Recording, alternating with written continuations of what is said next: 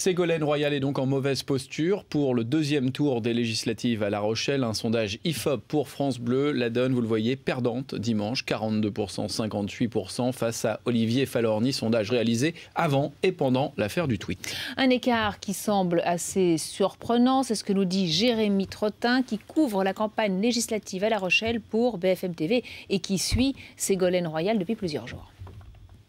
58% pour le candidat dissident de gauche, Olivier Falorni, 42% pour la candidate officielle du Parti socialiste, Ségolène Royal. C'est le résultat d'une étude réalisée avant et pendant l'affaire du tweet de Valérie Trierweiler, la compagne de François Hollande, qui a apporté hier son soutien au candidat dissident. Mais il est aujourd'hui impossible de faire tout lien de cause à effet entre ces deux éléments. Ce qui est sûr ici, dans la première circonscription de Charente-Maritime, c'est que les habitants sont plutôt agacés du climat électoral qui règne ici depuis dimanche soir. On se croirait dans les feux de l'amour ou dans je sais pas quoi. Là, ils sont pas fiables dans ce qu'ils font. Là, on voit que c'est vraiment la politique pour le pouvoir. On est très agacés. Ça sert à quoi de nous mettre sur la sellette pour truc idiot? C'est même presque bouffon comme situation.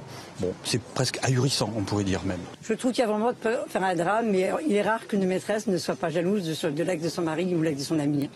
On ne veut pas de Ségolène.